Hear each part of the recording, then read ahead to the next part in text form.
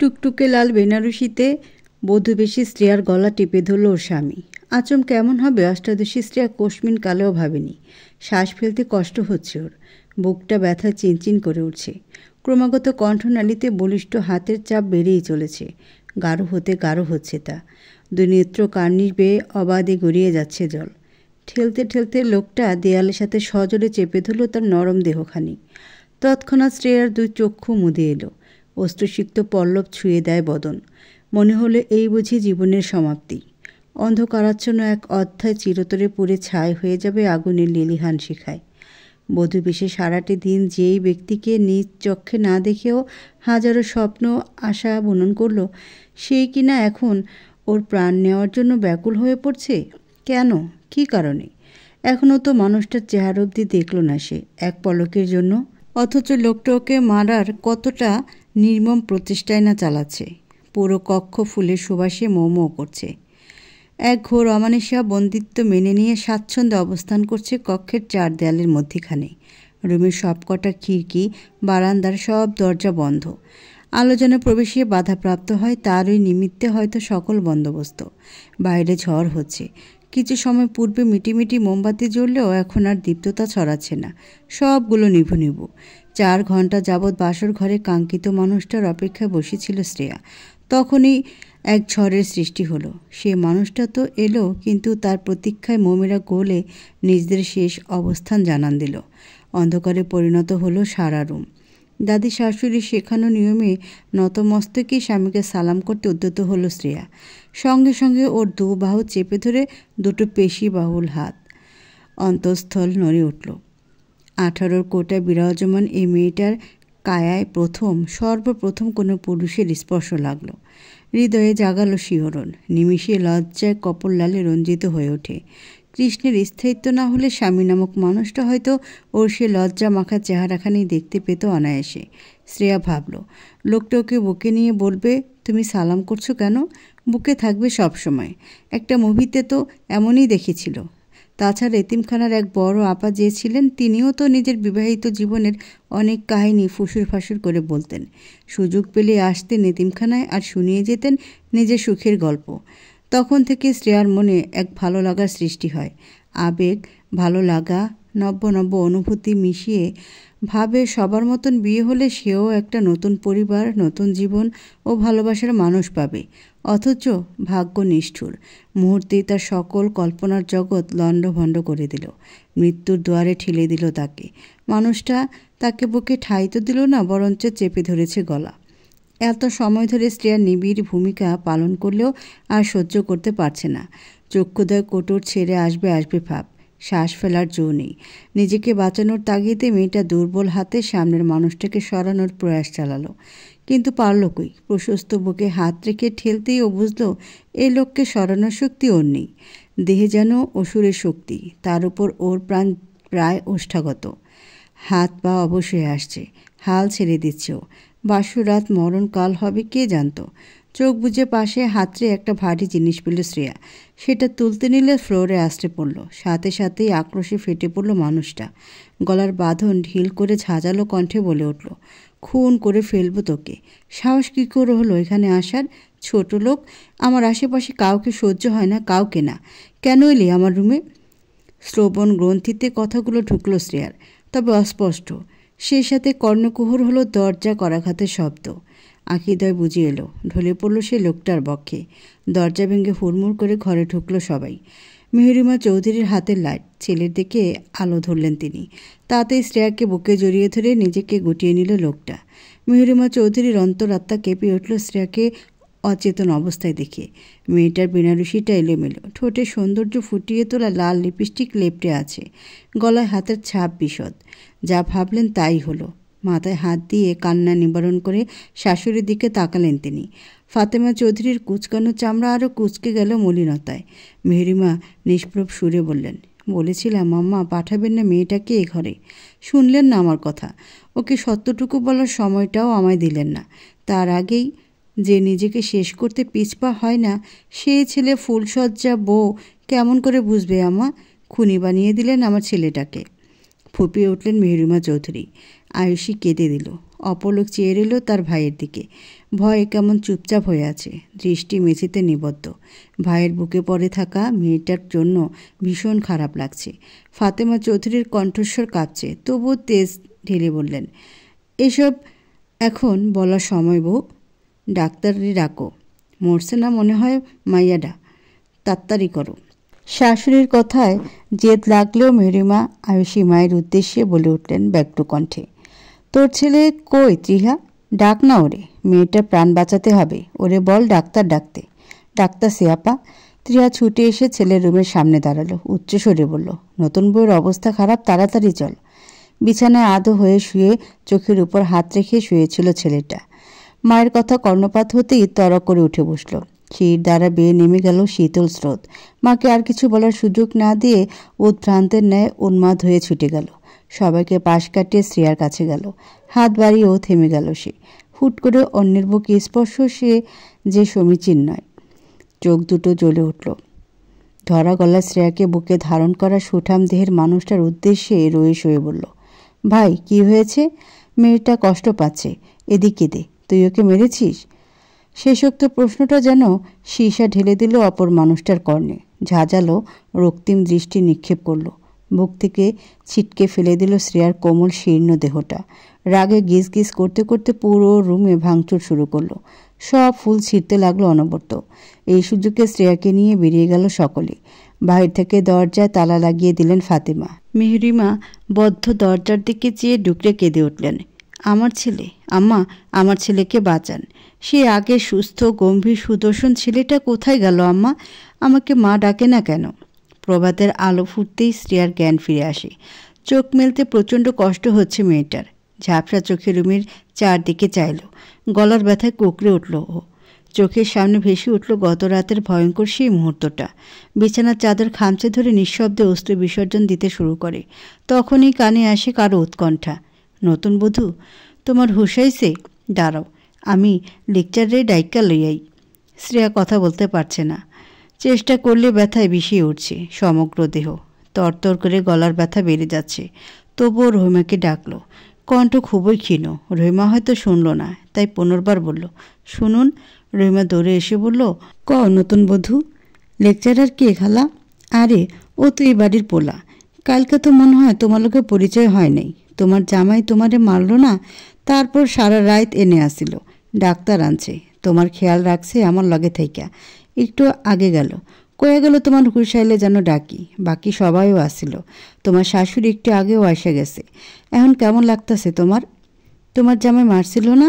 আহা, স্ত্রীর হৃদয় খণ্ড দ্বিখণ্ডিত হওয়ার জন্য এই বাক্যটা যেন একদম যথেষ্ট। শ্রেয়ার কলিজাটা ছিঁড়ে যাচ্ছে। মলিন সুরে আড়ালো, ভালো। রহিমা দীর্ঘ 15 বছর ধরে এই বাড়িতে কাজ করছে। তারও একটা মেয়ে আছে, বিয়ে দিয়েছে।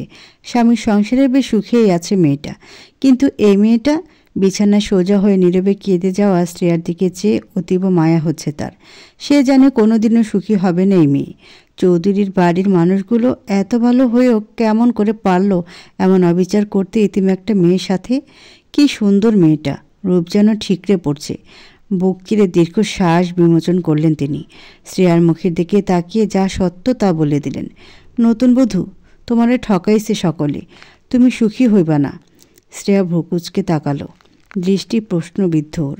রহিমা এগিয়ে এসে চাপা সুরে বললেন, তোমার স্বামী পাগল, গত 1 বছর ধইরা পাগল। পাগলের বউ তুমি নতুন বধূ, পাগলের বউ। শ্রেয়ার পুরো দুনিয়া কেঁপে উঠল নিমিষে। বজ্রপাতের ন্যায় শোনালো সবটা। কানে বাজলো ছোট্টবেলার সেই তিরস্কার, তোর আব্বা পাগল শ্রেয়সী, তোর আব্বা পাগল। শ্বাস রোধ করে ফেলল যেন কেউ। ঠোঁট দুটো চেপে ধরে ঘাড় ফিরিয়ে নিল। এত বড় ধোঁকা! কেন নিয়তি মায়ের জীবনটার মতো ওর জীবনটাও নিঃশেষ করে দিল? ঠিক এমনভাবেই তো মরেছিল ওর মা। স্কুল থেকে ফিরে এসে মায়ের রক্তাক্ত দেহটা পেয়েছিল মেঝেতে। বাবা বিদঘুটে হেসে ছুরি দেখিয়ে বলছিল, দেখ তোর মারে খুন করছি, কি মজা লাগতেছে, আয় আয়, তোর দেহ থাইকা ও রক্ত বের করমু।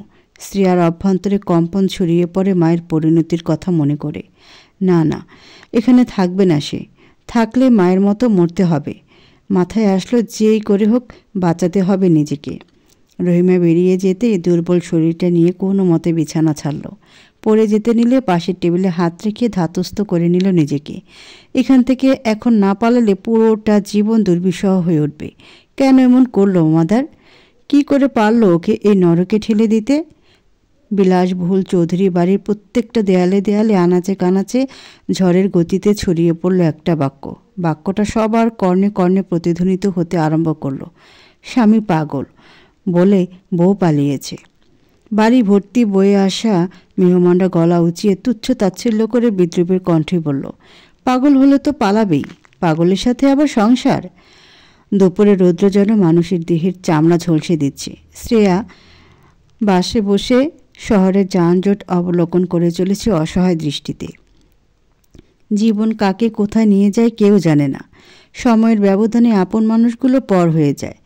বাসের মানুষগুলোর চমকপ্রদ দৃষ্টি ওর চক্ষু এড়াচ্ছে না। বিয়ের সাজে এলোমেলো হয়ে থাকা বিধ্বস্ত চেহারা নিশ্চয়ই আশ্চর্যান্বিত। শ্রেয়া বিড়বিড় করল, হৃদয় টানছে অচেনা সে মানুষটার জন্য। কিন্তু মহান হতে পারবো না আমি। মুক্তি চাই, মুক্তি, সুন্দর জীবন চাই।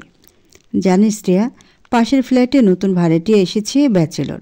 শুনলাম সে হ্যান্ডসাম, পেশায় ইউনিভার্সিটির লেকচারার। আজ মর্নিং ওয়ার্কে গিয়েছিলাম না, মেয়েগুলো ফিসফিস করে বলা বলি করছিল। 3টে বছর ধরে প্রিয়র এইরকম কথাবার্তা শ্রেয়ার মুখস্থ তটস্থ। অনেক প্রশংসা করতে করতে এ মেয়ে মুখে ফেনা তুলে ফেলে। শ্রেয়া আলতো হেসে হাতের বালতিটা নিয়ে বাসা থেকে বেরিয়ে সিঁড়ির ঘরের কাছে এলো। উদ্দেশ্য কাপড়গুলো ছাদে মেলে দেওয়া, তারপর নাস্তা বানাবে। অতপর প্রিয়র সাথে ভার্সিটির জন্য বেরিয়ে পড়বে। ছাদে এসে কোনো দিকে না চেয়ে তাড়াহুড়ো করে একটা মোসলানো কাপড় হাতে তুলে নেয়। কাপড় এখনও বেশ পানি রয়ে গেছে।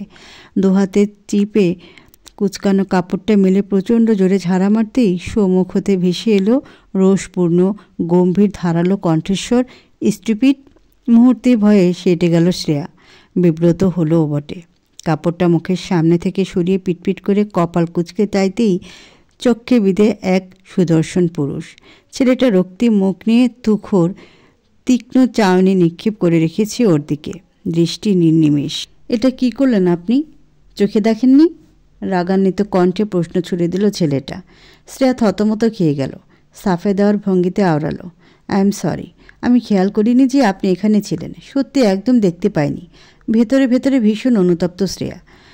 কোনো বেখেয়ালে যে কোন দিকে না তাকিয়ে অমন করে কাপড় মেলতে গেল, যার দরুন পানি ছিটকে গিয়ে পড়ল লোকটার চোখে মুখে। এতে নিঃসন্দেহে যে কেউ ক্রুদ্ধ হবে। লোকটাও হলো। শ্রেয়া আবারও নিচু সুরে মিনমিন করে বলল, আমি সত্যিই দেখতে পাইনি। দেখবেন কি করে? চোখ আছে? দিন দুপুরে কানা। এক তো অন্যায় করেছে, আবার অভিনয় করছে বেঁচে যাওয়ার জন্য। স্বার্থপর একটা। দাঁতের দাঁত চেপে কথাগুলো বলে উঠল লোকটা। শ্রেয়ার মেজাজ তুঙ্গে উঠে গেল। স্বার্থপর? কে কখন স্বার্থপর হলো? এত বড় মিথ্যে অপবাদ! অপরাধ করেছে বলে নত হলো, অথচ লোকটা কিনা ওকে স্বার্থপর বলল। কিছু কড়া শব্দ শোনাতে চায় মন, তবুও নিজেকে সামলে যথেষ্ট নম্র গলায় বলল, দেখুন, আমি অভিনয় করছি না। সত্যি বলতে আমি অনুতপ্ত। আপনি কথাটা বেশি ঘোরাচ্ছেন। সামান্য পানিই তো পড়েছে। মহাভারত অশুদ্ধ হয়ে যায়নি। এত রিয়েক্ট করারও কিছু নেই। শেষের বাক্যগুলো নিচু সুরে বলতে গেলেও ভিতরে ভিতরে জন্মানো রাগের কারণে কিছুটা উঁচু হয়ে গেল। চোয়াল শক্ত হয়ে এলো ছেলেটার। বেয়াদব মেয়ে! এখনই কমপ্লেন করব আমি অ্যাপার্টমেন্টের মালিকের কাছে। এত ভদ্র একটা লোক আপনার মতন বেয়াদব অভদ্র মেয়েকে বাসা কেমন করে ভাড়া দিল?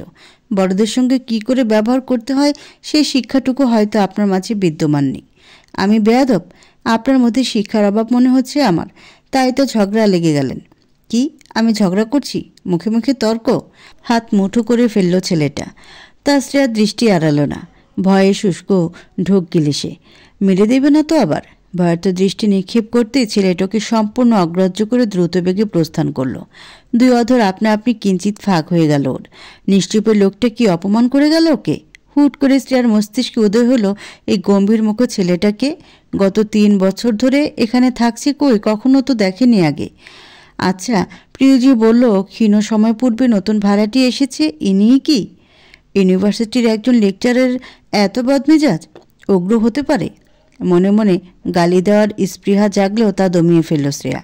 সবগুলো কাপড় মিলে তড়িঘড়ি করে নিচে নেমে এলো। অচেনা লোকটার সঙ্গে তর্কে তর্কে অনেক সময় পেরিয়ে গেছে। এখন আবার নাস্তা বানাতে হবে, নয়তো না খেয়ে যেতে হবে ভার্সিটিতে। দরজা ভিজিয়ে গিয়েছিল যাওয়ার সময়। নরম হাতে ঠেলে ভিতরে ঢুকলো। বালতিটা একপাশে রেখে উকি দেয় প্রিয়র কর্মী। মেয়েটা দিব্যি ফোনে হেসে হেসে কথা বলে চলেছে। দুগালে লালের আস্তরে নিস্পষ্ট লেপটে আছে এবং ঈষৎ গাঢ়। শ্রেয়সীর বুকটা ধক করে উঠল। প্রেমের কি এত শক্তি! নিমিষেই মনটা ভালো করে দেয়, গালে লজ্জা মাখিয়ে দেয়। প্রিয়র এই সুখী সুখী চেহারাটা দেখলে হৃদয়ে অনাবিল প্রশান্তির ঢেউ খেলে যায়। সঙ্গে সঙ্গে কোথাও শূন্যতায় কুকড়ে ওঠে হৃৎপিণ্ড। ঠিক 3টা বছর আগে এমন করেই তো কারোর জন্য নিজেকে লজ্জায় রাঙানোর স্বপ্ন দেখেছিল। কত শত আশায় বেঁধেছিল নিজেকে। সুস্থ মস্তিষ্কের একজন জীবনসঙ্গী চাইল, কিন্তু নিয়তি বিনিময়ে তছনছ করে দিল সব আশা, ভেঙে দিল ভালোবাসা পাওয়ার স্বপ্ন। শ্রেয়া একবার ভাবল প্রিয়কে ডাকবে না, কিন্তু পর মুহূর্তে প্রাচীরে সজ্জিত ঘড়ির কাঁটায় দৃষ্টি পড়তে চক্ষু চড়ক গাছ। হাতে আর মাত্র আধা ঘন্টা সময় আছে। কখন কি করবে? ভার্সিটি পৌঁছাতেই সময় লেগে যাবে 15 মিনিট। উপায় না পেয়ে ডেকে উঠল রিনঝিনে সুরে, প্রিয়। প্রিয় কানে মোবাইল ধরে রেখে হাতের ইশারায় প্রশ্ন করল। জবাবে অস্থির কণ্ঠে বলে উঠল শ্রেয়া, আর মাত্র 29 মিনিট সময় আছে। কলটা কি এখন রাখা যাবে? তো লেকচারার সাহেব কি আজ ভার্সিটি যাবেন না? শ্রেয়ার কথা টনক নড়ল প্রিয়র। উত্তেজিত সুরে বলে উঠল, আচ্ছা রাখছি, তুমিও ক্লাসে যাও, আমারও যেতে হবে। শোনো, মোলায়েম সুরে ডাকলো ফোনের অপর প্রান্তের ব্যক্তিটা। প্রিয় সম্মতি দিয়ে শুধালো, বলো। নিজের খেয়াল রেখো, সাথের মানুষটারও। এখনও বলতে গিয়ে শ্রেয়ার উপস্থিতিতে বাক্যটা অসমাপ্ত থেকে গেল। শব্দ আটকে গেল কণ্ঠনালীতে। শ্রেয়ার দিকে চেয়ে আমতা আমতা করে বলল, আমি আসছি, তুই যা। মৃদু হাসল শ্রেয়া। রুম ছেড়ে কিচেনে আসলো। কম সময়ে যা বানানো যায় তাই বানাবে। কোনো রকমে পেট ভরলেই হলো। হাতে নুডলস প্যাকেট নিয়ে অন্য হাতে একটা পেঁয়াজ তুলে নেয়। চপিং বোর্ডে রেখে মগ্ন হয়ে পড়ে কাটতে। কিন্তু প্রিয় কিছুটা সময় নিল। ফোনের অপর পাশের ব্যক্তি এখনও তার অর্ধসমাপ্ত বাক্যখানা পূর্ণ শোনার অপেক্ষায়। আশেপাশে চোরা দৃষ্টি মেলে বলল, ও এখন শুধু আপনার দেওয়া দায়িত্ব নায়ুষ, আমার বেস্ট ফ্রেন্ডের চেয়েও বেশি। ধন্যবাদ আপনাকে মেয়েটার সন্ধান আমাকে দেওয়ার জন্য, নয়তো কখন এমন বন্ধু পেতাম না। আয়ুষ ঠোঁট ছাড়িয়ে বলল, ধন্যবাদের মতো শুকনো শব্দ নট অ্যাকসেপ্টেড মিস প্রিয়। ভিন্ন কিছু ট্রাই করুন। প্রিয় সমগ্র ওষ্ঠ জুড়ে লজ্জালু রেখা দেখা দেয়। বলল, আপনি এখানে প্রেমের ক্লাসে ব্যস্ত থাকবেন নাকি স্টুডেন্টও পড়াবেন লেকচারার আয়ুষ চৌধুরী? রাখলাম। আয়ুষকে আর কিছু বলার সুযোগ না দিয়ে প্রিয় ঝটপট পা বাড়ালো কিচেনের দিকে। এই ফ্ল্যাটে ওরা দুজন একা থাকে বিধায় দুজনে মিলেমিশেই সব করে। অবশ্য কাজের বুয়া আসে, টুকটাক কাজ করে দিয়ে যায়, কিন্তু তার হাতের রান্নার পানসের স্বাদ নিতে ইচ্ছুক নয় দুজন। প্রিয়কে আসতে দেখে শ্রেয়া তাড়াতাড়ি করে একটা বাটিতে নুডলস নিল। গরম গরম খাবার খেতে পারে না মেয়েটা। যে মেয়েটা ওকে সুন্দরভাবে বাঁচতে পাশে এসে দাঁড়িয়েছে, রাস্তা থেকে এনে এই বিশাল ফ্ল্যাটে ঠাঁই দিয়েছে অবলীলায়, তার একটু একটু খেয়াল রাখা যায় ও যত্ন নেওয়া দোষের নয়। প্রিয়কে লতিফ নামে সংজ্ঞায়িত করলে ভুল হবে না।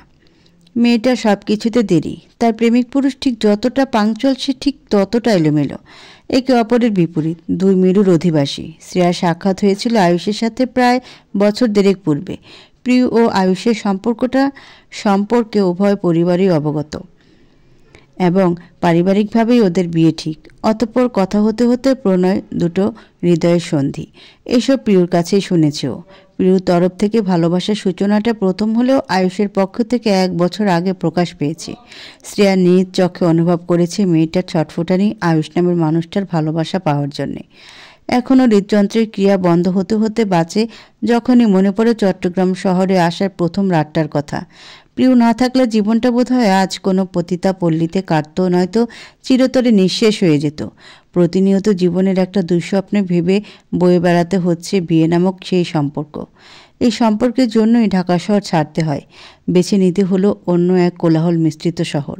শ্রেয়া চোখ বুজে সূক্ষ্ম নিঃশ্বাস ফেলে, মনের সাথে যুদ্ধ চালালো।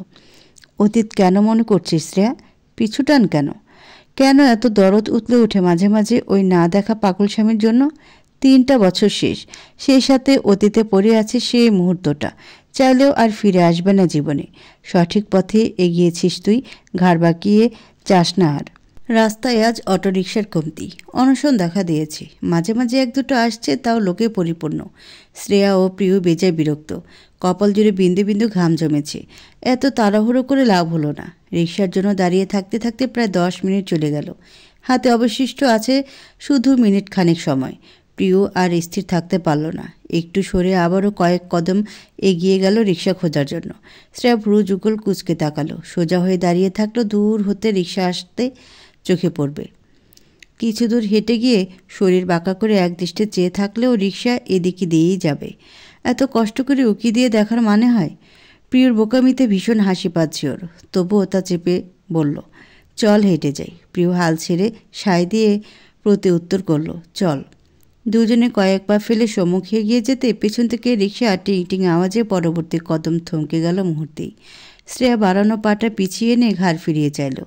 এক আধবয়স্ক চাচা লাল লাল দাঁত দেখিয়ে মনের সুখে প্যাডেল ঘুরিয়ে এদিকে আসছে। তৎক্ষণাৎ প্রিয় ব্যস্ত হাতে রিকশা থামানোর জন্য ইশারা করলো। থেমে গেল রিকশা। চাচা হাসি মুখে বলে উঠলেন, আম্মারা যাইবেন? চাচা। উঠা পড়েন।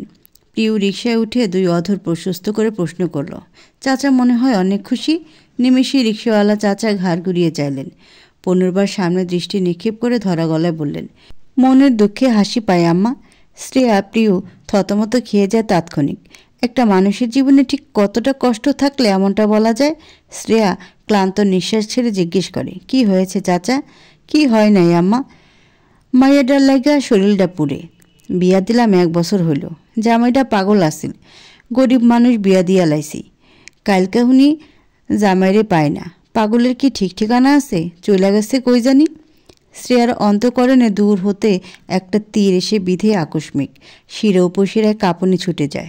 দেহটা অচল হয়ে পড়ে যেতে নেয় রিকশা থেকে। সঙ্গে সঙ্গে প্রিয় সামলে নেয়। ভয়ার্থ বিচলিত সুরে বলতে থাকে, কি হলো শ্রেয়া?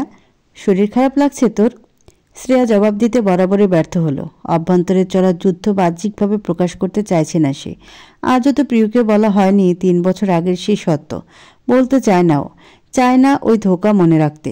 না চাইলেও মনের কোণে যেন কেউ খাপটি মেরে বসে আছে অদৃশ্য হয়ে। প্রতিনিয়ত চিৎকার করে জানায় সে অচেনা কেউ। তুমি কার অর্ধাঙ্গিনী শ্রেয়া? সেই সাথে স্বার্থপর একটা মেয়ে তুমি। শরীরটা ঝাড়া দিয়ে উঠল তার। প্রিয় ফিরে যেতে চাইলে তাতে ঘোর আপত্তি জানায়। ক্লাসের প্রায় অর্ধেক সময় অতিক্রম হয়ে গিয়েছে। শ্রেয়া ও প্রিয় দৌড়ে এলো। কোনো মতেই আজ ক্লাস মিস করা যাবে না। গত কয়েকদিন ধরে মিস হচ্ছে। সামনে পরীক্ষা। রিটেকের ঝামেলা পোহাতে সম্মতি নেই দুজনের মধ্যে কারোই। তাই দুজনেই ক্লাসের সামনে এসে উপস্থিত হলো। এখন যেই স্যারের ক্লাস তিনি আগে থেকে বলে দিয়েছেন কেউ লেট আসলেও যেন পিছনের দরজা দিয়ে নীরবে নিঃশব্দে প্রবেশ করে। অনুমতি ও নির্দেশনা থাকায় শ্রেয়া ও প্রিয় ঢুকতে গেল। তখনই হুড়মুড় করে শ্রবণ গ্রন্থিতে পৌঁছালো ক্রুদ্ধ ঝাঁঝালো কাটকাট কণ্ঠস্বর, stop there, don't try to get inside. কারো রোষপূর্ণ কণ্ঠে দুজনে ভয় পেল না, দেহ কাঁপল না। আপাতত দুজনের মুখশ্রীতে কিঞ্চিত বিস্ময়। এটা ভেবে তাদের বড় স্যারের কণ্ঠে এত তেজ এলো কেমন করে? এ তো ধারালো। ত্বরিত গতিতে সামনে তাকালো শ্রেয়া। সেই সাথে চেহারা দৃশ্যমান হয় আকাশচুম্বী অবাকতা। এ যেন অবিশ্বাস্য। সকালে যার সঙ্গে কোমর বেঁধে ঝগড়া করলো সেই কিনা ওদের লেকচারার? কেমনি? কি করে সম্ভব? শ্রেয়ার মাথা ঘুরছে। দুজনে বাইরে দাঁড়িয়ে থাকুন, ক্লাস শেষ হওয়া অবধি। শক্ত গলায় আদেশ প্রদান করে লোকটা আবারও অন্যান্য স্টুডেন্টদের সাথে কথা বলতে লাগলেন। প্রিয় ও শ্রেয়া দাঁড়িয়ে এলো। স্থির থাকলো ক্লাসের সমাপ্তি টানা পর্যন্ত। কিন্তু প্রিয় যেন ফুরফুরে মেজাজে আছে। তন্মধ্যে ক্লাস থেকে বেরিয়ে নতুন লেকচারার ওদের দিকে এগিয়ে আসে। কণ্ঠে গম্ভীরতা এঁটে বলল, নাম? প্রিয় তরতর করে ব্যগ্র কণ্ঠে প্রত্যুত্তর করল, ও শ্রেয়সী, আমি প্রিয়। আপনাকে ওনার নাম জিজ্ঞেস করেছি? বিরক্ত মিশ্রিত সরে বলে উঠল, না স্যার, ক্লাসে যান, ফার্দার লেটে আসবেন না। পুনরায় আদেশ পেয়ে দুজনে হাঁপ ছেড়ে যেতে নিলে আবারও ডেকে উঠে লোকটা, মিস শ্রেয়সী। কণ্ঠটা বড্ড গাঢ় শোনালো। হৃদযন্ত্র ক্ষীণ সময়ের জন্য হৃদস্পন্দনের মাত্রা বাড়িয়ে দেয়। প্রিয়র কাছ থেকে সরে এসে শ্রেয়া আন্তঃস্বরে বলল, জি স্যার। লক্ষ্মী মেয়ে হবেন বেয়াদবি ছেড়ে, ভবিষ্যতে কাজে আসবে, বুঝেছেন? বিস্ফোরিত নয়নে তাকালো শ্রেয়া। দিব্যি ঠাউর করতে পারে সকালের ঘটনা রেজ ধরেই এই বাক্যের উৎপত্তি। মাথা নাড়ালো, মুখে আওড়ালো, গুড। স্মিথ এসে ছোট্ট এই শব্দটি উচ্চারণ করে চলে গেল সেই মানুষটা। নিস্তব্ধ রেখে যায় শ্রেয়াকে। প্রিয় পাশে এসে দাঁড়িয়ে বলল, নতুন লেকচারারের নাম জানিস শ্রেয়া? শ্রেয়া আনমনে মিহিসুরে বলল, আমি কোত্থেকে জানব? তুর্য চৌধুরী। পৃথিবীতে কি এক নামের একটা মানুষই হয়? নাম এক হতে পারে, তবে মানুষ ভিন্ন ভিন্ন, কখনো এক হয় না। কি করে সম্ভব? যমজ ভাই কিংবা বন্ধুরও এক নাম হয় না। তেমনি তুর্য চৌধুরী নামটা ওই ব্যক্তির না, কেবল আরও অনেকের হতে পারে। তাই নামটা শুনে তাকে নিজের স্বামী মনে করা বোকামি শ্রেয়া, চরম বোকামি। তিনি তো পাগল ছিলেন, আর ইনি তো ইউনিভার্সিটির লেকচারার স্যার। কারোর সঙ্গে কাউকে গুলিয়ে ফেলার মতন মূর্খতা তুই করিস না। তোর পাশের ফ্ল্যাটের তুর্য লেকচারার, উনি কোনো কালেই এমন পেশায় ছিলেন না। তোর জানা মতে তিনি বাবার ব্যবসা সামলাতেন। এটাই তো বলেছিলেন মাদার বিয়ের আগের রজনীতে। শান্ত হ, অস্থির মনটা শীতল কর শ্রেয়া। আপন মনে এসে বিড়বিড় করে বিছানায় ধপ করে বসে পড়ল শ্রেয়া। ভালো লাগছে না, কিছুতেই মিলছে না স্বস্তি। তুর্য চৌধুরী নামটা অভ্যন্তরে এলোমেলো করে দিয়েছে, শ্বাসরুদ্ধকর অবস্থার সৃষ্টি করেছে। 3 বছর পূর্বের বিয়ের আগের দিনের স্মৃতি হতে সব কিছু চক্ষুদয় স্পষ্ট, স্বচ্ছ কাচের ন্যায় ভেসে উঠছে। ঠিক 3 বছর পূর্বে এতিমখানার বড় কদম গাছটার নিচে বসে সবার সঙ্গে আড্ডায় মত্ত ছিল শ্রেয়া। তখনই জাহানারা খাতুন এলেন। সকলে তাকে দেখে নিশ্চুপ, স্থবির হয়ে পড়ল। এতিমখানা সবাই ওনাকে ভয় পায় তা না, সম্মান করে খুব, ভালোবেসে মাদার বলে সম্বোধন করে তাকে। মাদার সকলের মাঝ থেকে শ্রেয়াকে ডেকে নিয়ে আসলেন একান্তে। সবার উৎসুক চাহনি তখন শ্রেয়াতে নিবদ্ধ। কেউ আন্দাজ করে ফেলল কি বলবে তাকে, ভেবেই ছোটদের মনটা বিষণ্ণতায় ছেয়ে যায়। বর্তমানে এতিমখানার বয়সে সবচেয়ে বড় বলতে শ্রেয়াই। শ্রেয়া ও মাদার কিছুদূর যেতেই সবার মধ্যে আলোচনা শুরু হয়ে যায় উক্ত বিষয়ে। হাঁটার এক পর্যায়ে মাদার থামলেন এতিমখানার পিছন খনন করা বড় পুকুর পাড়ের কাজটায়। এত সময় কণ্ঠটা ভরাট শোনালেও মোলায়েম করলেন এই মুহূর্তে। তুই তো জানিস এখানকার নিয়ম অনুযায়ী 18 বছর হলে, স্বাবলম্বী হলে নিজের রাস্তা নিজে মাপতে হয়। শ্রেয়ার মনটা কেঁদে উঠল, গলা ধরে এলো, কণ্ঠে কম্পনের ছাপ। জানি মাদার, আমি কি আর এখানে থাকতে পারবো না? চলে যেতে হবে? প্রকট অসহায়ত্ব মেয়েটার কণ্ঠে। মাদার অতি সূক্ষ্ম নিঃশ্বাস ছেড়ে বললেন, যেতে হবে তোর। কোথায় যাবি? এতিমখানাটা আমার মালিকানায় হলে আমি তোকে সত্যি রেখে দিতাম, তবে তোর কর্মসংস্থানের একটা সুযোগ করে দেব। শ্রেয়া মাথা দুলিয়ে বলে, সমস্যা নেই মাদার, এত বড় পৃথিবীতে নিশ্চিত কোথাও না কোথাও ঠাঁই হবে আমার। যেমন করে বাবা মার মৃত্যুর পর এখানে জায়গা পেয়েছিলাম। জাহানারা খাতুন কিয়ৎ পরিমাণ ভাবলেন, ইতস্তত করে বলে উঠলেন, তোর জন্য একটা প্রস্তাব এসেছে শ্রেয়সী। কেমন প্রস্তাব মাদার? শ্রেয়ার চমকিত সুর। এই এতিমখানার মালিক চৌধুরী পরিবার, এটা জানিস তো? হ্যাঁ। কদিন আগে ফাতেমা চৌধুরী এলেন না, বয়স্ক মহিলাটা? সেদিন তোকে বেশ চোখে লাগে ওনার। পরের দিন ফোন দিয়ে জানায় উনি তোকে চৌধুরী বাড়ির পুত্রবধূ রূপে নিয়ে যেতে চান, ওনার নাতির বউ হিসেবে। তুই কি বলিস? এটা তোর জীবনের ব্যাপার, তাই তোর মর্জি প্রাধান্য পাবে। শ্রেয়া তৎক্ষণাৎ কিছু বলতে সক্ষম হলো না। মেরুদণ্ড বেয়ে শীতল স্রোত নেমে গেল। চৌধুরী বাড়ির সম্পর্কে ব্যাপক শুনেছে এই এতিমখানায়, রোজই চর্চা হয় তাদের। স্বনামধন্য পরিবার, এই পরিবারের বউ হয়ে যাওয়া, তাও একটা পরিবারহীন এতিম মেয়ের জন্য খুবই অদ্ভুত, আশ্চর্যজনক। শ্রেয়া শঙ্কিত নয়নে চাইল মাদারের দিকে। মাদার ওর নজর যেন পড়ে নিলেন। তুই ভাবছিস ছেলেকে দেখিসনি? এত বড় বাড়িতে বিয়ে কিভাবে কি? ছেলেটাকে আমি দেখেছি প্রায় 2 বছর আগে। ফাতেমা চৌধুরীর সাথে এসেছিলেন এখানে, খুবই ভালো। এখন সিদ্ধান্ত তোর উপর। শ্রেয়া সময় নিল না, অনতিবিলম্বে লাজুক সুরে জানালো, আমার জন্য যেটা ভালো হবে সেটাই করবেন মাদার, আমি রাজি। কেউ যদি জিজ্ঞেস করতো এতিমদের জীবনে কিসের অভাব, তাহলে শ্রেয়া নির্দ্বিধায় বলতো ভালোবাসার অভাব। একটা পরিবার কালো ভালোবাসা পাওয়ার জন্য বছরের পর বছর ব্যাকুল শ্রেয়া। মাদারের এই প্রস্তাব যেন ওর খা খা করা হৃদয়স্থলে হিমের স্পর্শ মাখিয়ে দিল। স্বপ্ন দেখতে আরম্ভ করে শ্রেয়া, ভালোবাসা পাওয়ার স্বপ্ন, কারো অন্তরের অধিবাসী হবার শত কল্পনা জল্পনার সূচনা করে বসে। চৌধুরী বাড়ি থেকে ফাতেমা ও ত্রিহা চৌধুরী এসে পরদিনই আংটি পরিয়ে যায়, বলে যায় আগামীকাল গোধূলি শেষে বিয়ে হবে। সেই বিবাহবরী নির্ঘুম কাটে শ্রেয়ার। ভাবতে থাকে সারা জীবনের জন্য যে মানুষটার বক্ষে বসবাস করবে সে ঠিক কেমন হবে। লজ্জায় মুখ ফুটে কাউকে বলতে অবধি পারেনি। মানুষটাকে এক পলক দেখার ইচ্ছে প্রকাশ করতে গেলেই বুকে দ্রিম দ্রিম শব্দ হতো, রন্ধ্রে রন্ধ্রে শিহরণ বয়ে যেত, মাথাটা ঝিমঝিম করে উঠত। মাত্র 2 দিনে প্রেম হয়, অনুরাগ জাগে হৃদয়ে। হয়তো নয়তো কেন শ্রেয়া অচেনা অদেখা অজানা মানুষটাকে স্বামী ভেবে মন দিয়ে বসল? শুধু 2 দিন। এই 2 দিনে শ্রেয়ার হৃদয়ের রাস্তায় হাজারো লক্ষ লক্ষ কোটি কোটি অনুভূতিরা চলাচলে ব্যস্ত। সমস্ত অনুভূতি মিলে মানসপটে বারংবার লিখছিল তুর্য নামটা। হ্যাঁ, শ্রেয়া মাদারের মুখে শুনেছে ওর হবু স্বামীর নাম তুর্য চৌধুরী। ব্যাস, এখানেই জানা শোনার সীমারেখা টেনেছিল। আর জিজ্ঞেস করেনি কিছুই। লজ্জায় যে অতীব আড়ষ্ট ছিল মেয়েটা। কথা মতো পরের দিন মাগরিবের নামাজের পর মুহূর্তে বিয়ের আয়োজন শুরু হয়। বিশেষ কিছু নয়, এতিমখানার মানুষজনদের জন্য বিভিন্ন পদে খাবারের ও শীতে সাদাভাবে বিয়ে। চৌধুরী পরিবারের সব মানুষ আসেনি। বিয়ের দিন ফাতেমা চৌধুরী, আয়ুষী ও ত্রিহা চৌধুরী এসেছিলেন। সাথে এসেছিলেন সেই কাঙ্ক্ষিত মানুষটা, কিন্তু শ্রেয়া তাকে দেখেনি। কেউ কেউ বলল কবুল বলেই নাকি তুর্য চলে গিয়েছে। বউ রেখে কবুল বলে চলে গেল। না দেখলো বউর চেহারা, আর না এলো নিজের সম্মুখে। এসব ভেবে প্রচণ্ড খটকা জাগে শ্রেয়ার মনে। অভিলাষ হয় মাদারকে জিজ্ঞেস করার, কিন্তু পরক্ষণেই ভাবে চৌধুরী বাড়িতে তো দেখা হবে তার স্বামীর সঙ্গে। মিনিট খানেকের মধ্যেই আবারও সহস্র আশা বুনে। ক্রমাগত কলিং বেলের আওয়াজ কর্ণে পৌঁছাতেই পুরনো স্মৃতিচারণ হতে ঝক্কি খেয়ে বেরিয়ে এলো শ্রেয়া। এই সময় কলিং বেল কে বাজাচ্ছে? বোয়ানা তো। প্রিয় গোসলে গিয়েছে, তাই শ্রেয়া দরজা খোলার জন্য উঠে এলো। ধীরে গতিতে হেঁটে এসে দরজা মেলতেই চোখ ছানা বরাবর। কোটর ছেড়ে বেরিয়ে আসার উপক্রম। অপর পাশের মানুষটারও একই রকম দশা। দুজনেই অবাকতার সমুদ্রে ডুবো ডুবো। অপর পাশের মানুষটা এর চেয়েও বেশি কিছু অনুভূত হলো কিনা তাতে সন্দিহান শ্রেয়া। তবে ওর বক্ষস্পন্দন ক্রিয়া প্রায় বন্ধ হবার জোগাড়। পুনরায় ওই তুর্য কথা মাথা চাড়া দিয়ে উঠল।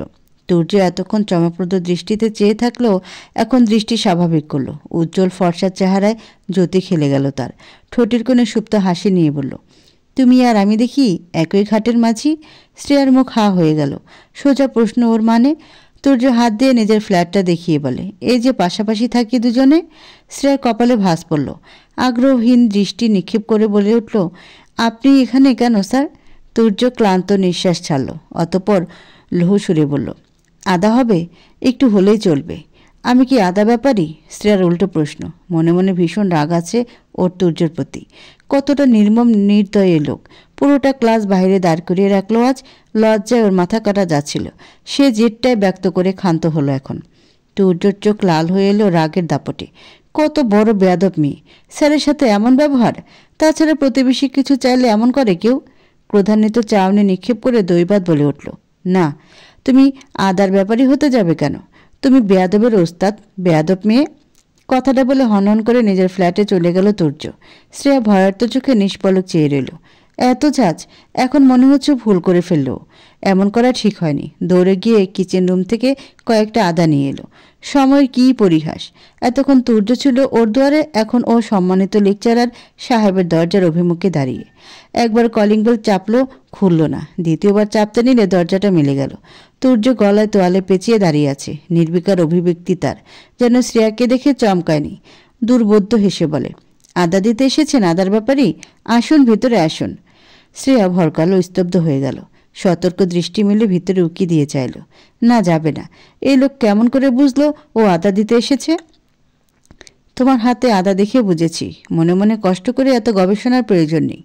কত গ্রাম আদা এনেছ? বেশি দরকার না হলে নিতাম না। পরিমাণটা বলে দাও, পেমেন্ট করে দেব। শ্রেয়ার মনে হচ্ছে কেউ ওর মাথায় হাতুড়ি দ্বারা আঘাত করছে। মস্তিষ্ক অচল হয়ে পড়ছে। কণ্ঠে এক রাশ বিস্ময় ঠেলে বলল, পেমেন্ট? তুর্য নিরলস জবাব। কখনো শোনোনি শব্দটা? শ্রেয়া থমকালো। কিছু সেকেন্ডের স্তব্ধতা কাটিয়ে প্রতিবাদী কণ্ঠে বলে উঠল, কেন শুনবো না? আর আদা নিয়ে এসেছি বলে আপনার ভাব বেড়ে গিয়েছে? ভাব বেড়েছে এটা বুঝতে পেরে যে আমার সঙ্গে দুর্ব্যবহার কারণে তোমার পরীক্ষার খাতার নাম্বার কমতে পারে, সে ভয়ে আদা নিয়ে ধরে এলে? কি আমি? আপনি ভাবলেন কি করে? আর নাম্বার কাটা ছেড়ে দিচ্ছেন আপনি? আপনি খুবই খারাপ, জঘন্য শিক্ষক। তুর্য বাঁকা হেসে 2 পায়ে এগিয়ে আসলো। হতবাক হয়ে যায় শ্রেয়া। হৃদয়ের গতি নিয়ন্ত্রণ হারা হয়ে পড়ে। শরীর হেলিয়ে একটুখানি পিছিয়ে যেতেই তুর্য ঝুঁকে এলো। সঙ্গে সঙ্গে চোখ মুখ খিচে ফেলল শ্রেয়া। তুর্য ওর ভয় মিশ্রিত মুখস্থিতি দৃষ্টি বুলিয়ে হাতের আদাগুলো নিয়ে গলা ঝেড়ে বলল, ধন্যবাদ মিস। এতটুকু বলে থেমে গেল। জিজ্ঞেস করলো, মিস আর মিসেস? শ্রেয়া উত্তরে নীরব থেকে কয়েক পলক চাইল। শব্দহীন দৌড়ে চলে গেল নিজের ফ্ল্যাটে। তুর্য এক হাতে মাথার চুল টেনে আনন্দপূর্ণ মেজাজে ঘরে ঢুকলো। অত্যন্ত শান্তি লাগছে এখন মেয়েটাকে বিব্রত করতে পেরে। তখন দরজার সামনে সুযোগ পেয়ে মেয়েটা যাচ্ছে তাই ব্যবহার করলো। এবার বুঝবে তুর্য চৌধুরী কী জিনিস এবং কত ধানে কত চাল। বসার ঘরে ফোন বেজে চলেছে লাগাতার। তুর্য চাটা নামিয়ে ছেঁকে কাপে ঢেলে নিল। মাথা ব্যথাটা তীব্র বেড়ে গিয়েছিল। 1 কাপ রং চা দরকার ছিল খুব। নতুন আশায় সব ধরনের মশলা কেনা হয়নি। চা বানাতে গিয়ে দেখলো আদা নেই। আদা কুচিবিহীন রং চায়ের স্বাদ যেন পানসে তার নিকট। চায়ের কাপে 1 চুমুক বসিয়ে বসার ঘরে এলো। অনবরত বাজতে থাকা মোবাইলটা হাতে তুলে কলটা রিসিভ করলো। স্বাভাবিক কণ্ঠে বলে উঠল, বল আয়ুষ, কি করছিস ভাই? কখন ধরে কল করে যাচ্ছি। বড় চাচিও নাকি ফোন দিয়েছে, না পেয়ে আমাকে বলল ট্রাই করতে। তুর্য মোবাইল চেক করে দেখে মা নামে সেভ নাম্বারটা থেকে 5টা কল এসেছে। চা বানাচ্ছিলাম। তোর একা একা কষ্ট হচ্ছে না ভাই? একটা বুয়া রেখে দিস, রান্নাবান্না করে যাবে। তৎক্ষণাৎ তুর্য তাচ্ছিল্যের সহিত বলে উঠল, বউ থেকেও আমি একা, নিজেকে ব্যাচেলর দাবি করতে হয়। স্টেন্স না আয়ুষ? অপর পাশ থেকে একটা শব্দ এলো না আর। মানুষটা হয়তো কিছু সময়ের জন্য থমকে গিয়েছে। তা বুঝতে পেরে তুর্য রাশভারী গলায় বলল, কিভাবে জেনেছি অবাক হচ্ছিস? তোরা কি ভেবেছিস আমার কাছে সব লুকিয়ে যাবি? আমার বউ কোথায় আয়ুষ? কে এসে? কেন লুকিয়েছিস আমার কাছে যে আমি বিবাহিত? আমার পাগল হওয়ার সুযোগ নিলি তোরা? তুর্যর কণ্ঠস্বর বদলে গেল, ক্রোধ স্পষ্ট। নিমিষে 2 নেত্র রক্তিম হয়ে উঠেছে তার। এসব তোকে কে বলেছে? আমরা কেন সুযোগ নিতে যাব বল? ভুল বুঝছিস তুই। পুরো পরিবার তোকে ঠিক কতটা ভালোবাসে এটা তোর অজানা নয় ভাই। আয়ুষের কাঁপা কাঁপা কণ্ঠ কটাক্ষ করে তুর্য বলে উঠল, তাহলে তুই বলছিস বিয়েটা মিথ্যে? আমি মিথ্যে শুনেছি? এসব কে বলেছে তোকে? আয়ুষের চিন্তাগ্রস্ত স্বর। তুর্যর অধর কার্নিশ জুড়ে বাঁকা হাসি নিরলস ভঙ্গিতে বলল, তোর কি এখন আমাকে চেনা বাকি আছে? যে তুর্য জীবনের এক একটা হিসেব সঠিক রাখে সে তার জীবনের অনেকগুলো বছর অজ্ঞাত ভারসাম্যহীন কাটিয়েছে। সেই অবস্থায় কি করেছে কিংবা জীবনে কি ঘটে গিয়েছে তার খবর জানবে না? জানতে চেষ্টা করবে না বিন্দুমাত্র? মস্তিষ্ক হতে কয়েকটা বছরের স্মৃতি মুছে গিয়েছে, কিন্তু আমার স্বভাব চরিত্র পাল্টে যায়নি। কোনো খবর জানা আমার কাছে খুব বড় কিছু না। তবে সবাই লুকিয়ে রেখে বেশ ভালো অভিনয় করেছিস। সবার অভিব্যক্তি এমন যেন আমার জীবনে কিছুই পরিবর্তন হয়নি। ধোকায় রাখলি আমাকে। সত্য কোনোদিন গোপন থাকে না আয়ুষ। কেন আনলি তোরা আমার জীবনে আরও একটা স্বার্থপর? আয়ুষ সূক্ষ্ম ব্যথা অনুভব করলো। ক্ষীণ সুরে আওড়ালো, সবাই অহমিকা নয় ভাই। সময় মানুষের জীবনের মোড় পাল্টে দেয়। পরিস্থিতি পদক্ষেপ ফেলতে বাধ্য করে। কখনো কখনো 7 রংধনুর রঙের মতন জীবন রঙিন করতে চাইলেও সেই সাদা মাথাটা শুভ্র থেকে যায়। সবই সময়ের খেল। নয়তো একটাবার ভেবে দেখ, যেই অহমিকা একদিন তোর হৃদয় ক্ষতবিক্ষত করেছিল সেই মেয়েই আজ তোর ক্ষতে মলম লাগিয়েছে, সুস্থ করে তুলেছে তোকে। সবাইকে স্বার্থপর ভাবিস না, এক পাল্লায়ও মাপিস না। স্বামী পাগল বললেই তো মেয়েটা পালিয়ে গিয়েছিল, তাই না? হয়তো কারণটা ভিন্ন। তুর্য ম্লান হাসল। চায়ের কাপটা রেখে সোফায় গালিয়ে বলে, ভিন্ন নয়। মেয়েটা বড়লোক বাড়ির ছেলে শুনে বিয়েতে রাজি হয়েছিল। যে না জানলো স্বামী পাগল, পালিয়ে চলে গেল। সুন্দর হাজব্যান্ড চাইছিল। পাগলের সাথে স্যাক্রিফাইস করে সংসার করার মতন মেয়ে আদৌ আছে? পৃথিবীর সবাই নিজের স্বার্থ বুঝে। এই ধর মা আমাকে এত চোখে হারায়, কিন্তু কেন? এইখানে আমার মায়েরও স্বার্থ নিহিত, ভালোবাসার স্বার্থ। তেমনই অহমিকা ও ওই মেয়েটাও নিজের স্বার্থ বুঝেছে। মেয়েটা পাগলের সঙ্গে থেকে ধুকে ধুকে মরতে চায়নি। আর অহমিকার ফিরে আসা, ও শুধু মানসিক রোগীর ডাক্তার হিসেবে আমার চিকিৎসা করেছে। এখন আমার প্রতি কনসার্ন এসব কেবল আমাকে পাওয়ার জন্য। ভালোবাসেনি কখনো আমাকে। বাসলে ছেড়ে যাওয়াটা কঠিন হতো। অন্যমুখে হতে তার বিবেক বাধ্য। এখন যখন নদীতে তরি ডুবেছে আমার সান্নিধ্যে পাওয়ার জন্য ছটফট করছে। আমি ওর করুণা নিইনি। আমার জানা মতে আমার ট্রিটমেন্টের জন্য ফুল পেমেন্ট করা হয়েছে, অ্যান্ড ফার্দার ওই মেয়ের নাম নিবি না। এটুকু বলে তুর্য চুপ হয়ে গেল। সুঠাম দেহখানি সোজা করে সামনের দিকে অল্প ঝুঁকে বসল। ফকফকা সাদা মেঝেতে দৃষ্টি নিবদ্ধ করে গম্ভীর স্বরে বলে উঠল, এখন আমি জাস্ট আমার বউকে চাই। সংসার করব না। যে মেয়ে নিঃস্বার্থে পালিয়ে গিয়েছিল তার সাথে আমার সংসার হবে না। মনে মনে ঘৃণা জন্মেছে তার প্রতি। ভালোবাসায় কনভার্ট হওয়ার নো চান্স। শুধু চিনে রাখতে চাই, দেখতে চাই। আই ওয়ান্ট টু সি হার। তুই ওকে দেখেছিস না? চিনিস নিশ্চয়ই। আয়ুষ কি বলবে ভেবে পাচ্ছে না। কল্পনাও আসেনি তুর্য এত জলদি বিয়ের কথাটা জেনে যাবে। আয়ুষ লুকিয়েছে, তার কারণ আছে। তাছাড়া মেহরিমা চৌধুরী বাড়ির সবাইকে বলে দিয়েছি বিয়ের কথাটা যেন চিরতরে মন মস্তিষ্ক থেকে মুছে ফেলে সবাই। বিয়ে নামক বিষয়টা কখনো তুর্যর কান অবধি না পৌঁছে তাতে কড়া আদেশ জারি করেছেন। তাহলে কেমন করে জানলো, কে বলল? তুর্য সুস্থ মস্তিষ্কে থাকলে শ্রেয়সীর মতো মেয়েকে কখনো বিয়ে করতো না। মেহরিমা চৌধুরীও চায়নি শ্রেয়সীকে পুত্রবধূ করে আনতে, শুধুমাত্র ফাতেমা চৌধুরীর চাপে পড়ে এমনটা হয়েছে। এখন স্বয়ং ফাতেমা চৌধুরীও শ্রেয়ার নামটা পর্যন্ত শুনতে চায় না। যেখানে মেয়েটাকে সকলে ঘৃণা করে কি লাভ তাকে অতীতের কাঠগড়ায় টেনে এনে আবারও কষ্ট দিতে? আয়ুষ চায় না প্রেয়সী কষ্ট পাক। বিয়েটাতে ঘোর অমত ছিল ওর। কোনো এক সময় এই মেয়েই কেড়েছিল তার রাতের ঘুম। তৎপরে কিছুদিন ভেবেচিন্তে সে ভালো লাগার অনুভূতি মাটি চাপা দিয়ে দেয়। শ্রেয়া সুখী জীবন চায় সে। জলভরা চক্ষু অবলোকন করতে চায় না কোনো কালে। আবার ভাইয়ের সুন্দর জীবনও তার প্রত্যাশা। এক কঠিন সিদ্ধান্ত নিয়েছে সে। এতে হয়তো কারো কারো চক্ষুশূল হবেও, তবুও যে সিদ্ধান্ত নিয়েছে তাতেই অনড় অটল থাকবে। তুর্যকে আর অপেক্ষা করালো না, ক্রমাগত অস্থির কণ্ঠে বলে উঠল, আমি জানি না ভাই, ওই মেয়ের ব্যাপারে কিছুই জানি না। এক দেখা কে কাকে মনে রাখে। আমার মেমোরাইজিং এত ভালো নয় যে একবার দেখি তোর বোর চেহারা সারা জীবন চোখের পাতায় ভাসমান থাকবে। ভার্সিটি থেকে এসেছি, খুবই টায়ার্ড, রাখছি। এক প্রকার কথা কাটিয়ে ফোন রেখে দিল আয়ুষ। তুর্য মোবাইল স্ক্রিনে চেয়ে থাকলো কিয়ৎক্ষণ, কয়েক সেকেন্ড। কল লিস্টে ঢুকে একটা নাম্বারে ডায়াল করলো। রিসিভ হতেই সোজা সাপটা প্রশ্ন তার, মাদার ইনফরমেশন দিয়েছেন? দিতে বাধ্য স্যার, আপনাদের এতিমখানা। তবে তুর্যর মুখভঙ্গির পরিবর্তন ঘটল। কপালে বলিরেখার ভাঁজ স্পষ্টত। বিরক্ত প্রকাশ করে বলল, তবে মেয়েটার ব্যাপারে যা তথ্য সংরক্ষণ করে রাখা ছিল সব আপনার মা মানে মেহরিমা ম্যাম নষ্ট করে ফেলেছেন। হোয়াট? মা কেন এমন করলো? জাহানারা খাতুন মানে মাদার নেই, উনি সব জানবেন। মাদার গত হয়েছেন, বছর ফুরিয়ে এসেছে স্যার। তবে মেয়েটার একটা ছবি পেয়েছি। ছবিটা ছোটবেলার, বয়স 8-9 হবে তখনকার। এছাড়া আর কাউকে কিছু জিজ্ঞেস করিনি। নতুন যে মাদার এসেছেন তিনি সঠিক তথ্য দিতে পারছেন না। আপনার বলা হুমায়রা নামেই খোঁজ করেছি। আপনি বললে এতিমখানার অন্যান্য লোক কিংবা বাচ্চাদের জিজ্ঞেস করে দেখি। তার আর প্রয়োজন নেই। পিকটা সেন্ড করো। ঢাকা গিয়ে বাকিটা দেখব আমি। অনেক হিসেব নিকেশ রয়ে গেল সবার সাথে। বাই। ফোনটা কাটতেই মেসেজ টিউন বেজে ওঠে। দ্রুত হাত চালিয়ে হোয়াটসঅ্যাপে ঢুকলো তুর্য। চক্ষু আরশিতে ভেসে উঠল একটা বাচ্চা মেয়ের মুখশ্রী। মাথায় তাল গাছ। ছোটবেলায় এক ছুটি দেখলেই সেটা তাল গাছ বলে অভিহিত করে তুর্য। আয়ুষীকে কত জ্বালিয়েছে। বলতো তোর মাথায় তাল গাছ উঠেছে।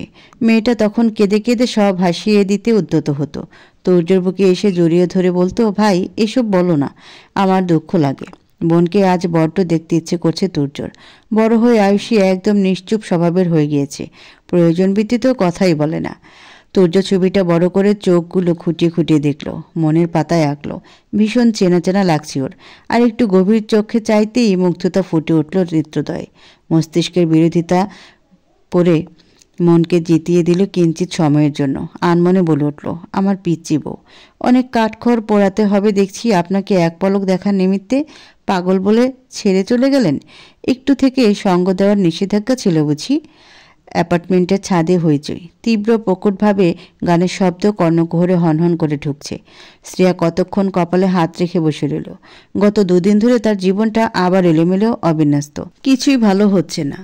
ওই তুর্য লেকচারার আসার পরে মনে হচ্ছে তিক্ততা, বিষাদ শব্দগুলো কেবল ওর জন্য প্রযোজ্য। আজও লোকটাকে ক্লাসে অপমান করেছে, মুখের উপর ঝাপটা মেরে দিয়েছে। একদম একটা বিক্রিয়া লিখতেই তো ভুল করেছিল, সে কি তিক্ত বান মেরেছে।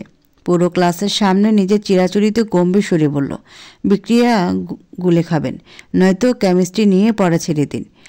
একটু একটু ভুল হতেই পারে, এই লোককে সহ্যই করতে পারে না যেন।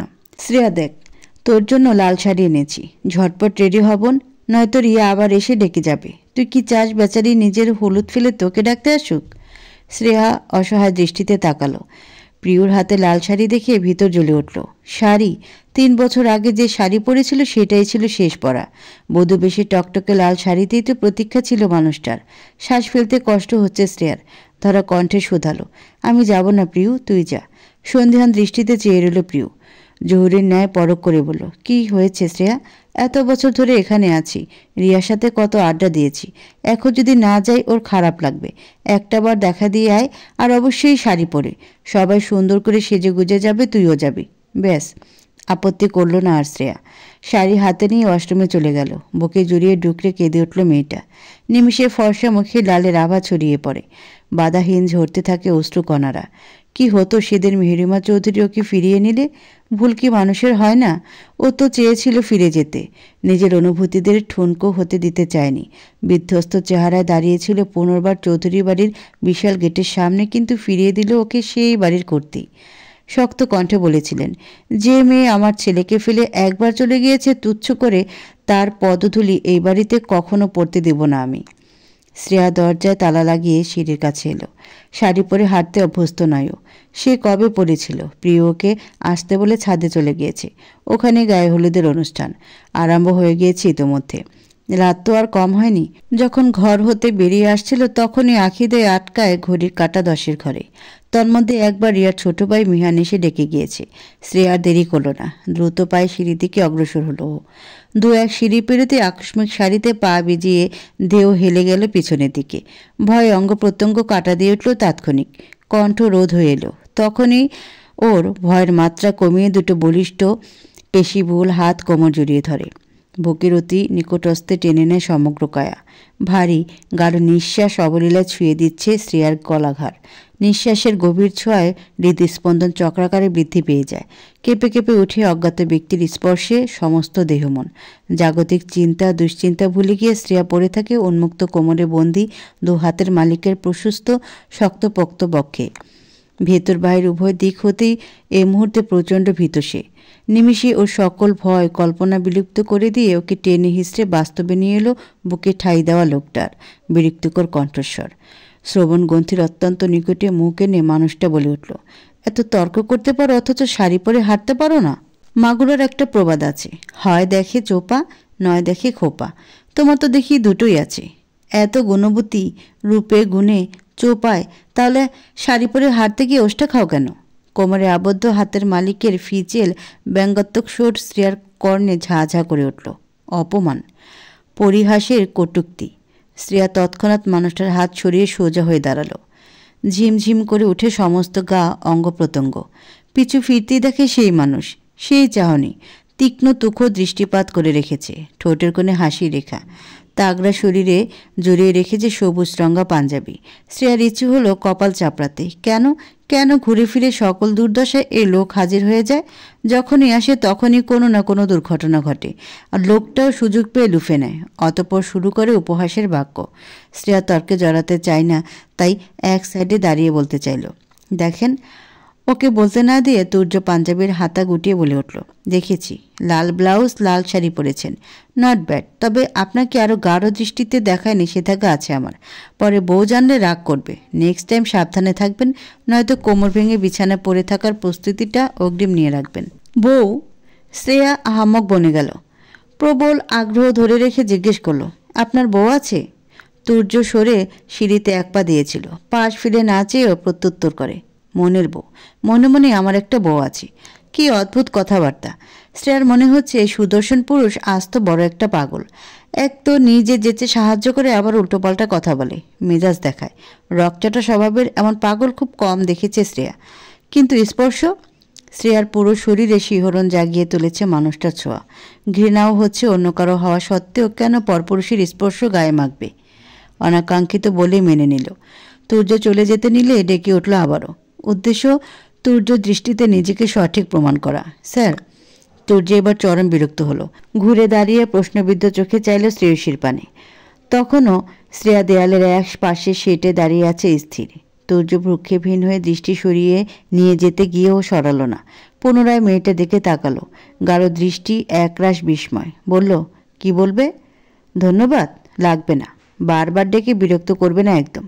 কথাটা তীরের মতন গিয়ে বিঁধল শ্রেয়ার বক্ষস্থলে, অন্তরে। ও কি বিরক্ত করছিল? কারো কটু কথা ধম সহ্য হয় না ওর। রাগে জেদে প্রতিবাদ করে বলল, ধন্যবাদ দিতাম। তার আগে এটাও বলতাম আমি ইচ্ছে করে শাড়িতে পা ভিজিয়ে পড়িনি। শাড়ি আমি সামলাতে জানি। 8 বছর বয়সে নিজের জীবন সামলে নিতে জেনেছি। শাড়ি আর কি।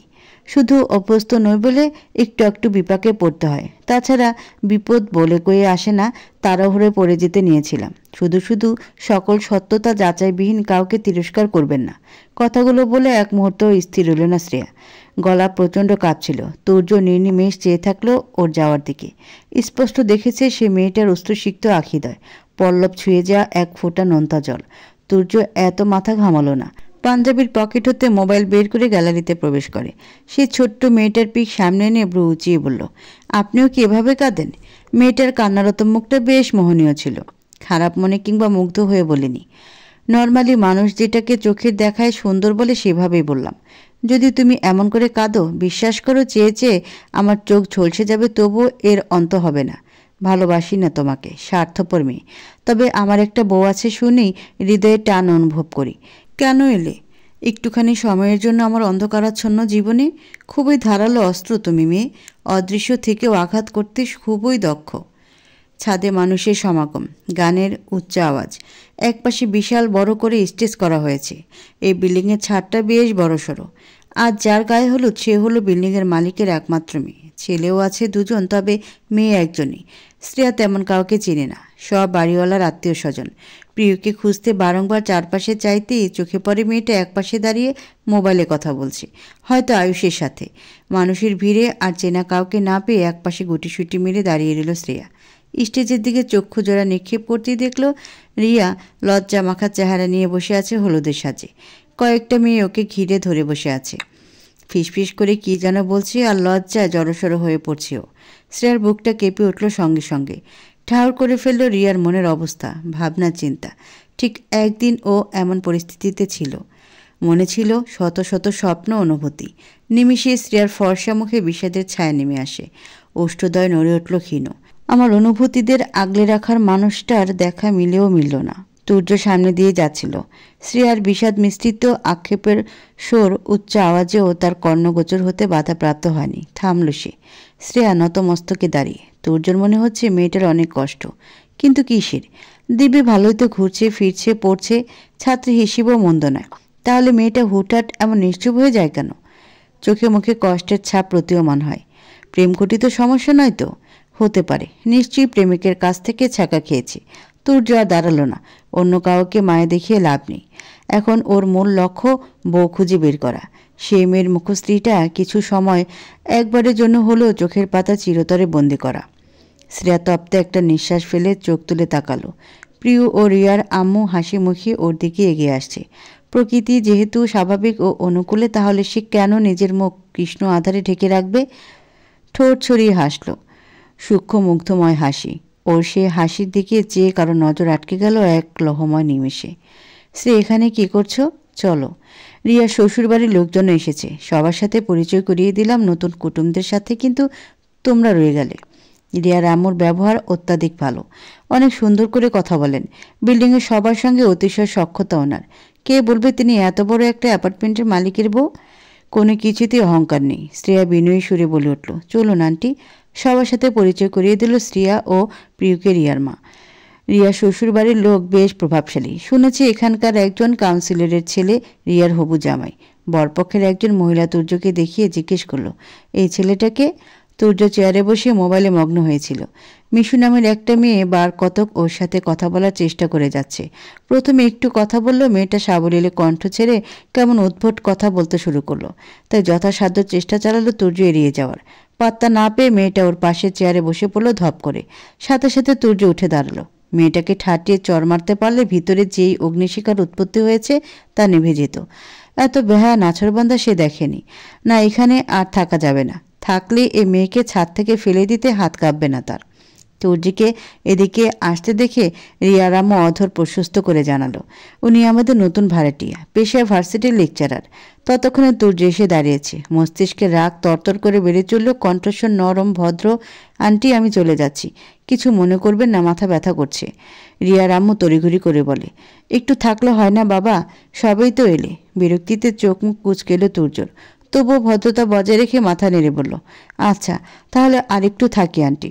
বরপক্ষে সে মহিলাটা খুশি হলেন যেন, নিজের মেয়েকে ডেকে আনলেন। তুর্য শ্রেয়া প্রিয় সুস্থির দৃষ্টিতে চাইল। শ্রেয়ার মনে হচ্ছে মহিলাটার একটু বেশি আগ্রহ তুর্যের প্রতি। আরও চোখে তীররেখা নজরে তাকালো ও তুর্যের দিকে।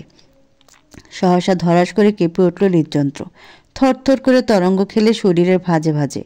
চোরা দৃষ্টি যে ওকে চোর সাব্যস্ত করবে ভাবতেই পারেনি। তুর্য চোখে চোখ আটকে গিয়েছে। ত্বরিত গতিতে অন্যদিকে ফিরে তাকালো। গম্ভীর মুখ লোকটা কি ভাবছে ওকে, কেন চাইতে গেল? ভদ্র মহিলা গলা খাকারি দিয়ে বলে উঠলেন, আমার মেয়ে মিশু, অনার্স সেকেন্ড ইয়ারে পড়ে। জি, চিনি আপনার মেয়েকে। আমি যে ডিপার্টমেন্টে কর্মরত সেখানেই পড়ছি। তুর্য নির্লিপ্ত জবাব। তা তুমি কি বিয়ে নিয়ে ভাবছো বাবা?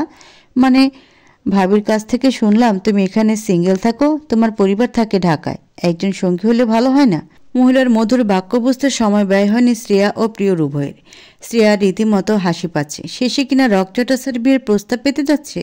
ও সেই হাসির পানে তুর্য তীর্যক নজরে চেয়ে দৃষ্টি ফিরিয়ে সম্মুখে নিবদ্ধ করল। অকস্মাৎ বলে বসল, আমি একজন পিওর বিবাহিত আন্টি। এটুকু শুনে থমকে গেল সবাই। হতবম্ব নির্বাক। শ্রেয়া হক চকালো। বিমূলতায় বাঘ হারাসে। সত্যিই বিবাহিত? মা! ও মেয়ের মুখে কালো মেঘ নেমে এসেছে। এক্সকিউজ মি বলে জায়গা ছাড়ে তুর্য। ছাদের এক কর্নারে এসে দাঁড়ায়। প্রিয় শ্রেয়াকে টেনে এনে সেখানে উপস্থিত হলো। আমতামতো করে ডাকলো, স্যার। তুর্য কোনোরকম ভনিতা ছাড়ে কণ্ঠে গম্ভীরতা এঁটে বলল, ভার্সিটিতে আমি তোমার স্যার, ভাইরে আমি তোমার জন্য ভাই। প্রিয় ভাই ডাকটা ভুলে গিয়েছো নাকি? নিস্তব্ধ শ্রেয়া অবিশ্বাস্য চক্ষে তাকালো একবার প্রিয়র দিক তো আরেকবার তুর্যর গম্ভীর মাখা চেহারায়। প্রিয় ও তুর্যর কথোপকথন ওর বোধগম্য হচ্ছে না। মস্তিষ্ক ফাঁকা ফাঁকা। তবে এতটুকু বুঝতে পারছে দুজন পূর্ব পরিচিত। তাহলে প্রিয় কেন বলেনি আগে? বড্ড অভিমান হলো শ্রেয়ার। চলে যেতে নিলে প্রিয় হাত চেপে ধরল। তার তুর্য দৃষ্টি এড়িয়ে যায়নি। ভ্রু কুঁচকে প্রশ্ন করে, anything wrong miss or Mrs Shreya? প্রিয় দ্বিরুক্তি করে বলল, মিস অর মিসেস? তুর্য স্বভাবসুলভ কণ্ঠে বলে উঠল, ম্যারিড নাকি আনম্যারিড জানি না তো, তাই। ভাইয়া ও। হাত চেপে বাধা দিল শ্রেয়া। তুর্য সচকিত নয়ন তাক করে বলে, কি হলো? শ্রেয়া ভরকে গেল। উত্তরে বলল, কিছু না স্যার। তুমি প্রিয়র সাথে থাকো? মাথা নাড়ালো শ্রেয়া। অর্থাৎ হ্যাঁ। তুর্যর এই মুহূর্তে সম্মুখে দাঁড়াল লাল টুকটুকে শাড়ি পরিধান করা মেয়েটার সম্পর্কে জানার ব্যাপক আগ্রহ জন্মাচ্ছে। প্রিয়র কাছ থেকে জেনেছে শ্রেয়া আরও বেস্ট ফ্রেন্ড। প্রথমে তুর্য জানতো না ওদের পাশের ফ্ল্যাটে শ্রেয়া থাকে, শুধু জানতো প্রিয় থাকে। তাই সেদিন প্রিয়র বাসায় শ্রেয়াকে দেখে চমকে গিয়েছিল। তুর্য নিজেদের নীরবতা কাটিয়ে দৈবাত প্রশ্ন করে, তোমার বাড়ি কোথায় শ্রেয়া? এত সময় অবধি সোজা হয়ে দাঁড়িয়ে থাকলেও এহেন প্রশ্নে শ্রেয়ার মাথা নত হয়ে গেল। যখনই কেউ এই প্রশ্নটা করে মনে হয় মরে গেলে কাউকে বলতে হবে না জীবনের চরম সত্যটা। তবুও সত্য তো সত্যই। শ্রেয়া চায় না নিজের পরিচয় লুকাতে। নিজেকে ধাতস্থ করে শক্ত কণ্ঠে বলে উঠল, আমার বাড়ি নেই স্যার, আমি এতিম। পা ভেঙে আসতে শুরু করলো বুঝি। শাড়ি আঁকড়ে ধরে ছুটে চলে গেল শ্রেয়া। দালানোর মতো শক্তি হয়তো অবশিষ্ট রইল না মেয়েটার মন দেহে। প্রিয় চলে গেল ওর পিছু পিছু। তুর্য খানিকটা ব্যথিত হলো মেয়েটার বেদনা মিশ্রিত স্বরে। তবে খুবই ক্ষীণ সময়ের জন্য। তার স্থায়িত্ব থাকেনি বেশিক্ষণ। তুর্য ভাইয়া আয়ুষের ভাই। তাছাড়া ওনাকে আমি ছোট থেকেই চিনি। তোর জানার বাইরে নয় এটা, বাবা ও আয়ুষের আব্বু খুবই ভালো বন্ধু। সেখান থেকেই ওই বাড়ির মানুষজনদের সঙ্গে আমাদের সম্পর্ক ভালো। বিয়ের প্রস্তাবটাও আয়ুষের বাবা দেয়। তুর্য ভাইয়াকে লেকচারার হিসেবে দেখে আমি সত্যি অবাক হয়েছিলাম। আমি জানতাম না উনি আমাদের পাশের ফ্ল্যাটের সেই লেকচারার। পরে আয়ুষকে জিজ্ঞেস করে জানতে পারি। তারপর কথা হয়। উনি বেশ গম্ভীর, রকচটা স্বভাবের ছোট থেকেই। আয়ুষের থেকে অনেক জেনেছি ওনার ব্যাপারে। চাকরিরত স্থানে পরিবারের গল্প কিংবা ভাব এসব ওনার পছন্দ না। কেউ অপরাধ করলে ছাড় দেন না, সে ব্যাপারে অনেক স্ট্রিক্ট তিনি। প্রফেশনের বাইরে ওনার ব্যবহার ততটা খারাপ নয়। আমি তোকে বলতে ভুলে গিয়েছিলাম, তুই কেন নিজেকে এতিম বলতে গেলি শ্রেয়া? আমি আব্বু আম্মু কেউ হই না তোর। এত বছরেও আমাদের আপন করতে পারলি না। তুই না থাকলে আমার মাথার উপর ছাদ থাকতো না। তাই বলে এই না যে আমি এতিম এই শব্দটা আমার জীবন থেকে মুছে যাবে। প্রিয়, সত্যি বলতে কিসের শরম? শ্রেয়ার ধারালো কথা শুনে প্রিয় হাল ছেড়ে রুম ত্যাগ করল। বিছানা চুপটি মেরে বসেছিল শ্রেয়া। হাঁটুতে মুখ গুজে ডুকরে কেঁদে উঠল। প্রিয়র অতি অভিমান সরে গিয়েছে, কিন্তু মাথা চারা দিয়ে উঠেছে আবারও সকল কষ্ট না পাওয়ার অতৃপ্ততা। সব কিছু কঠিন কেন তার জীবনে? সহজলভ্য হতে পারল না। এইভাবেই দুঃখে দুঃখে মরণকাল বুঝি ঘনিয়ে আসবে। আজও লেকচারার তুর্য চৌধুরী ক্লাসটা হবে না, একজন দপ্তরে এসে জানিয়ে গেলেন। গত 3 দিন ধরে এটাই শুনছে শ্রেয়া। সেই রাতের পর তুর্যকে প্রিয় ও সে কেউ দেখেনি। হুট করে মানুষটা গায়েব হয়ে গেল। সেই সাথে দরজা ঝুলিয়ে যায় বড় একটা লোহার তার। রাস্তায় হাঁটতে হাঁটতে শ্রেয়া মিনমিন করে, কোথায় হারিয়ে গেলেন স্যার?